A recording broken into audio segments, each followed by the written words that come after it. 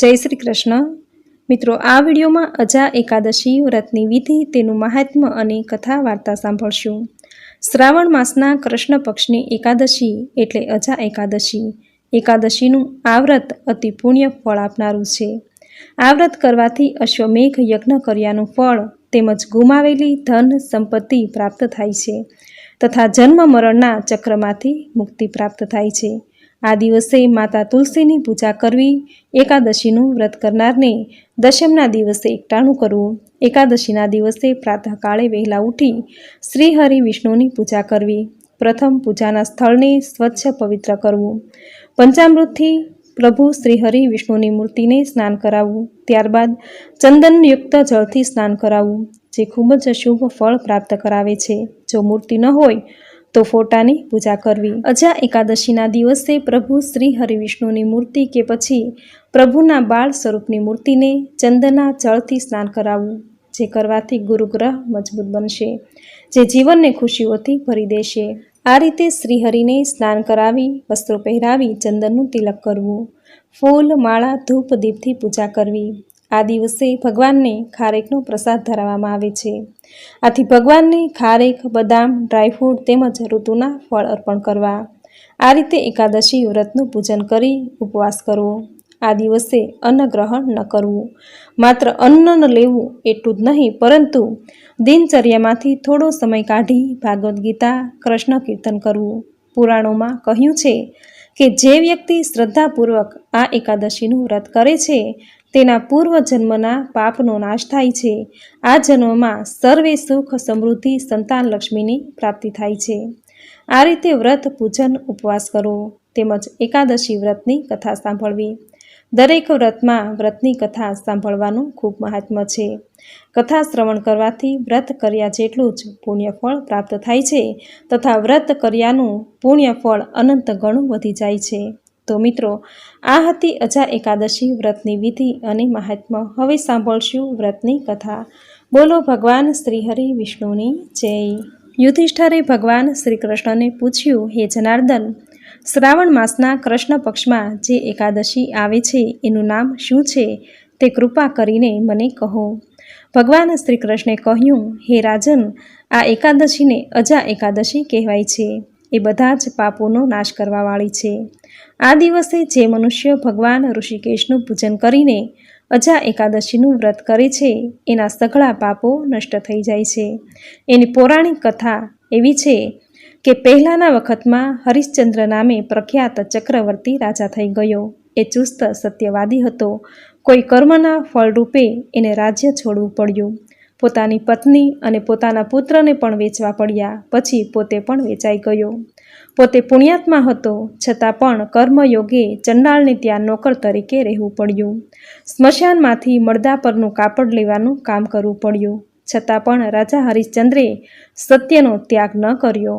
આ પ્રકારે ચંડાળને ત્યાં નોકરી કરતાં કરતાં ઘણા વર્ષો વીતી ગયા. પછી તે રાજા ચિંતા કરવા લાગ્યો કે હવે હું શું કરું, ક્યાં જાઉં? આ સ્થિતિમાંથી મારો ઉદ્ધાર કેવી રીતે થશે? રાજાને શોકાતુર રહેતો જોઈ એક મુનિ તેની પાસે આવ્યા. તે મુનિ હતા ગૌતમ ઋષિ. રાજાએ તેને પ્રણામ કર્યા અને પછી પોતાની કથા સંભળાવી.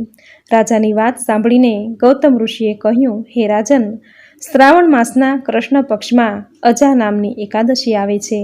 તે ઘણી પુણ્યમયી છે. એનું તમે વ્રત કરો. આથી તમારા પાપનો અંત આવશે. આ દિવસે ઉપવાસ કરીને જાગરણ કરજો. આમ કહીને ગૌતમ ઋષિ અંતર્ધ્યાન થઈ ગયા. ઋષિના કહેવા પ્રમાણે રાજા હરિશ્ચંદ્રે વિધિપૂર્વક એ વ્રત કર્યું. એ વ્રતના પ્રભાવથી એમના બધા જ પાપોનો નાશ થયો. પોતાની પત્ની સાથે મિલાપ થયો અને એમનો પુત્ર પણ સજીવન થયો. દેવલોકમાંથી દેવતાઓએ દુંદુર્ભી અને નગારા વગાડ્યા તેમજ ફૂલોની વૃષ્ટિ કરી. એને એનું રાજ્ય પાછું મળ્યું. અંતમાં એ પોતાના પરિજનોની સાથે સ્વર્ગમાં ગયો. હે યુધિષ્ઠર, જે મનુષ્ય શ્રાવણ મહિનાના કૃષ્ણ પક્ષની આ અજા એકાદશીનું વ્રત કરે છે તે સઘળા પાપોમાંથી મુક્ત થઈ જાય છે અને મૃત્યુ પછી સ્વર્ગલોકમાં જાય છે. એ જ પ્રમાણે આ અજા એકાદશીના મહાત્મ્યને વાંચનાર તેમજ સાંભળનાર પણ અશ્વમેઘ યજ્ઞનું ફળ મેળવે છે. ઇતિશ્રી નારદ પુરાણે શ્રાવણ માસના વદ પક્ષની અજા એકાદશી વ્રત કથા સંપૂર્ણમ. બોલો ભગવાન શ્રી હરિ વિષ્ણુની જય. મિત્રો, આપણે સાંભળી અજા એકાદશી વ્રતની વિધિ, તેનું મહાત્મ્ય અને કથા વાર્તા. એકાદશીનું વ્રત એ બધાય વ્રતોમાં ઉત્તમ કહેવાય છે. આ કળયુગમાં એકાદશી જ એવું વ્રત છે કે જે કરવાથી વ્રતધારીની બધી જ મનોકામના પૂર્ણ થાય છે. શ્રાવણ માસના વદ પક્ષમાં જે અજા એકાદશી આવે છે, આ એકાદશીનું વ્રત કરવાથી મોક્ષની પ્રાપ્તિ થાય છે, એટલે કે ફરી જન્મ લેવો નથી પડતો. આથી જ તેને અજા એકાદશી કહેવામાં આવે છે. આ એકાદશીના પ્રભાવથી રાજા હરિશ્ચંદ્રને તેનું રાજ્ય પાછું પ્રાપ્ત થયું હતું. આથી તેને જયા એકાદશી પણ કહેવાય છે. એકાદશીનું આ વ્રત કરવાથી બધી જ મનોકામનાઓ પૂર્ણ થાય છે. આ દિવસે ભગવાન શ્રી હરિ વિષ્ણુની વિધિ વિધાનથી પૂજા કરવામાં આવે છે. એકાદશીનું આ વ્રત પૂજા કરનારને અશ્વમેઘ યજ્ઞ કર્યા જેટલું જ પુણ્યફળ પ્રાપ્ત થાય છે. કહેવાય છે કે અજા એકાદશીના દિવસે વ્રત કથા સાંભળવા માત્રથી કે પછી વાંચવા માત્રથી જ શ્રી હરિ વિષ્ણુ તેના ભક્તોની તમામ મનોકામના પૂર્ણ કરે છે. તેને તમામ મુશ્કેલીઓમાંથી મુક્તિ આપે છે. અજા એકાદશીના દિવસે આથી વ્રતની કથા જરૂર વાંચવી કે સાંભળવી જોઈએ. શ્રાવણ માસના વદ પક્ષની આ એકાદશી સર્વે પાપોને હણનારી છે. સત્યવાદી રાજા હરિશ્ચંદ્રએ પણ આ વ્રત કરીને સર્વે પાપોમાંથી મુક્તિ મેળવી હતી. આથી અજા એકાદશી વ્રત દરેકે જરૂર કરવું જોઈએ. આ એકાદશી વ્રતના પુણ્યના પ્રતાપે જ તેમને ફરીથી પોતાનું ગુમાવેલું રાજપાટ, પતિ પત્ની અને બાળકો પાછા મળ્યા હતા. એકાદશીનું આ વ્રત ભગવાન શ્રી હરિ વિષ્ણુને સમર્પિત છે. આથી દરેક ભક્તોએ પાપનો નાશ કરવા, પુણ્યની પ્રાપ્તિ માટે, મન વાંછિત ફળની પ્રાપ્તિ માટે એકાદશીનું આ ઉત્તમ વ્રત જરૂર કરવું જોઈએ. એકાદશીના દિવસે અન્ન ગ્રહણ ન કરવું. કહેવાય છે કે એકાદશીના દિવસે પૃથ્વી પરના દરેક પાપ અન્નમાં આવીને વસે છે. આથી એકાદશીના દિવસે અન્ન ગ્રહણ ન કરવું જોઈએ. માત્ર ઉપવાસ કે એકટાણું કે પછી ફળાહાર કરવો.